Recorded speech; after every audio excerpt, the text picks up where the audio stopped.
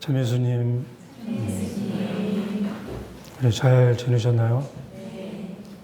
행복하시나요? 행복하지 않은가 보네. 그래서 행복하고 기쁘고 그러려면은 영원한 생명을 살아야 돼요. 이제 영원한 생명을 살고 싶어야 살겠죠? 그래서 여러분들이 영원한 생명을 우리가 지금 그 강의를 길이요 진리요 생명이신 예수님을 하고 있잖아요. 그 중에 우리가 길에 대해서 했고 진리에 대해서 오늘 끝났고 생명에 대해서 이제 할 건데 이 생명은 영원한 생명에 가는 거예요. 그런데 이제 영원한 생명을 여러분들이 살고 싶은 사람인지 아닌지 생각을 해봐야 돼요. 영원한 생명을 살려면 여러분들이 사는 이유가 영원한 생명을 위해서여야 돼요. 그 영원한 생명을 위해서가 아닌 다른 목표가 있는 한 결코 영원한 생명은 여러분들하고 관계를 맺을 수가 없어요. 영원한 생명도 관계라 그랬죠? 그래서 그냥 이렇게 살고 싶어. 그냥 좋은 거니까. 이렇게 마음을 가진 사람은 영원한 생명과 관계를 맺을 수가 없어요. 왜냐하면 영원한 생명이 생명을 걸고 달라붙어 우리에게. 예수님인 거예요. 예수님이 생명을 걸고 우리에게 오시는데 우리가 생명을 걸고 그 영원한 생명과 함께 하려고 하는 마음이 없으면 관계가 안 맺어져요. 그러겠죠? 부담스러운 거야. 그런데 이제 이게 실제잖아요. 그렇죠? 실제란 영원한 생명이라고 했죠. 진리고. 그런데 이거가 안 보이고 이게 나에게 다가와서 내가 반드시 저 삶을 살아야지 하고 다가오지 않는 사람은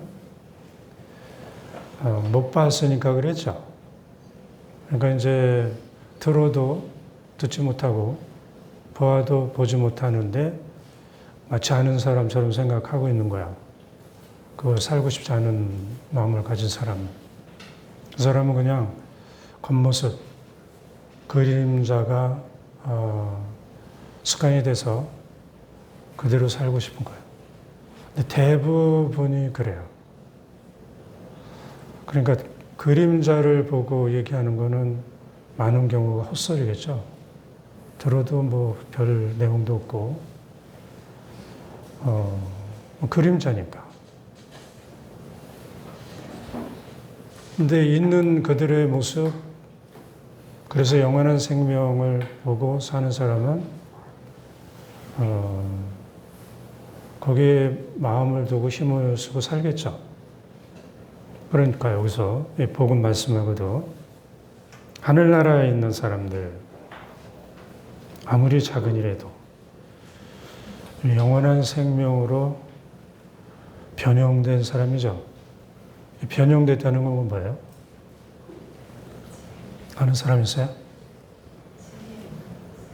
하느님처럼 된 거야. 하느님처럼 됐으니까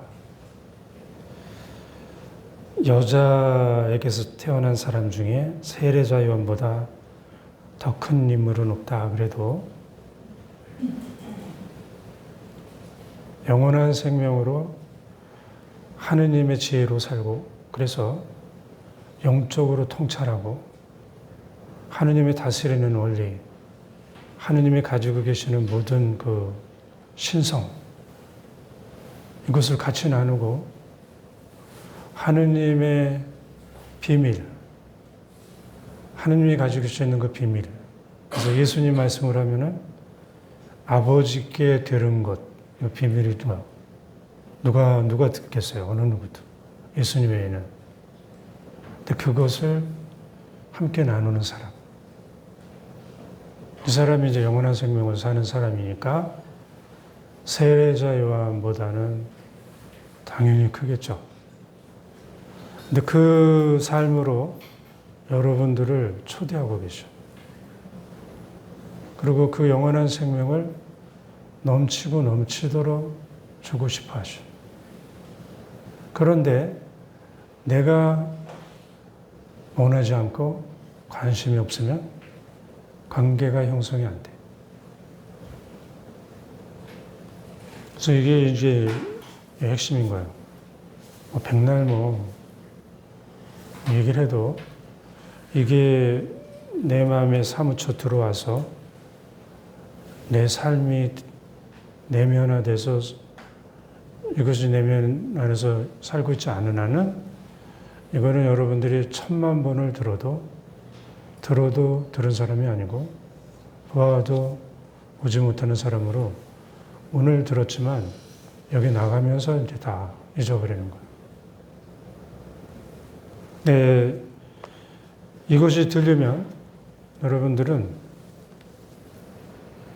이것을 위해서 모든 걸 다 뭐라 그러죠?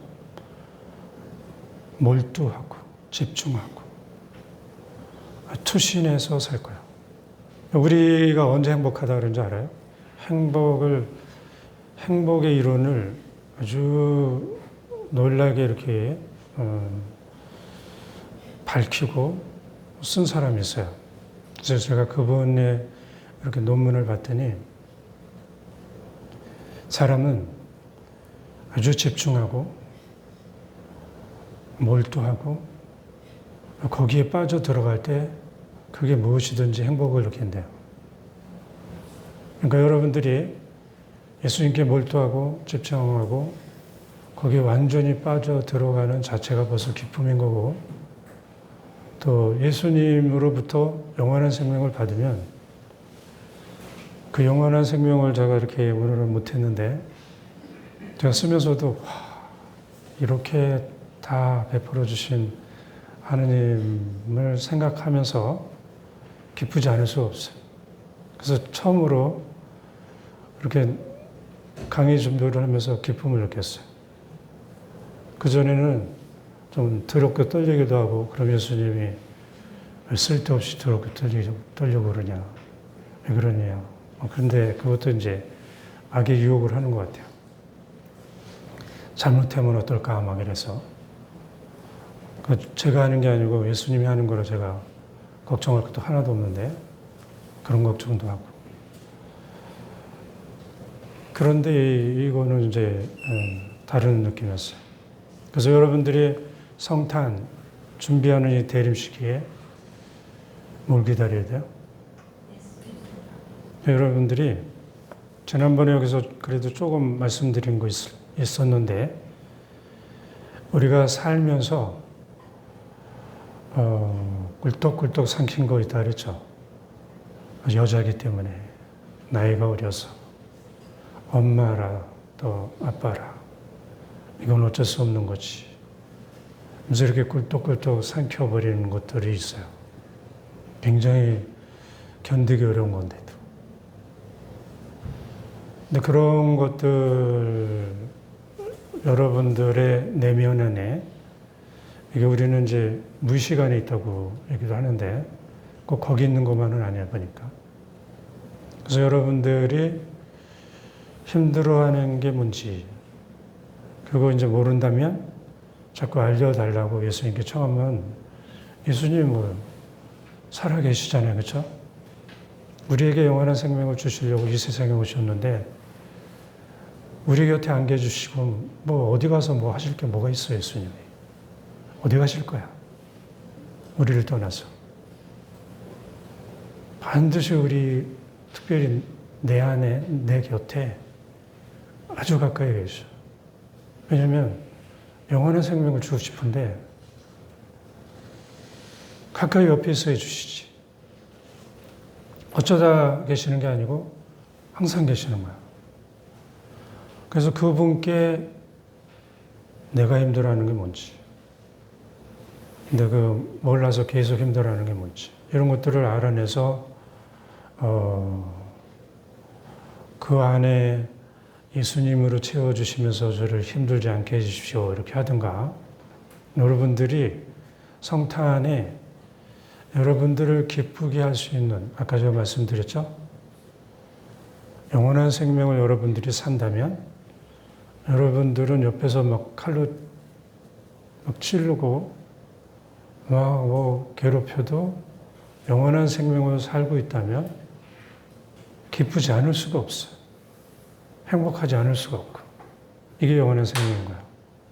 그런데 영원한 생명을 살지 않는다면 뭐 칼로 막 찔러 그러면 너 천주교 신자니까 그거 안 믿는다 그러면 살려줄게.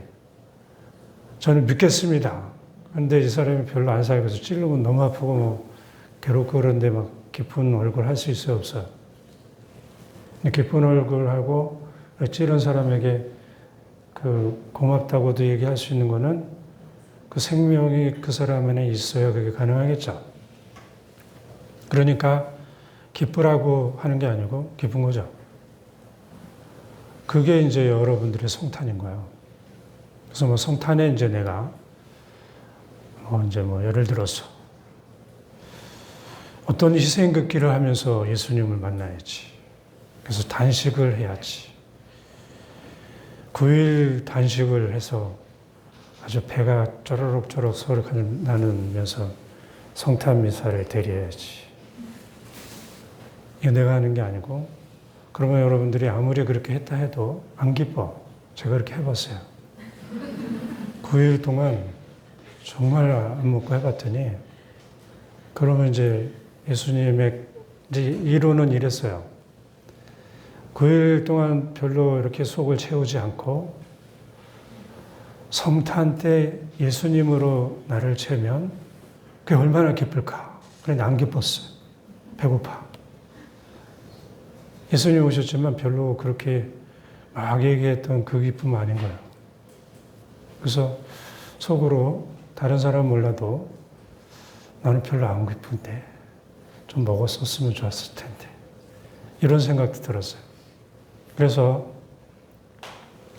여러분들이 무엇을 하면서 예수님을 기다리는 게 아니고 예수님이 여러분들 안에서 무엇을 하실 수 있도록 여러분들을 자꾸 예수님께 내어드리는 거예요. 아셨죠? 어떻게 준비해? 예수님을 내가 성탄절 때까지 계속 내어드려. 계속 내어드리면서 이걸 해 주십시오. 저는 이걸 하면은 예수님과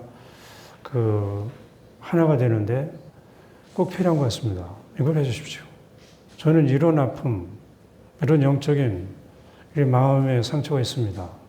또 인간적으로 제가 이 부분이 있어서 항상 넘어집니다. 이것을 좀 치유해 주십시오. 그리고 여러분들이 계속 같은 죄를 반복 짓는다면 제가 어떻게 얘기했죠?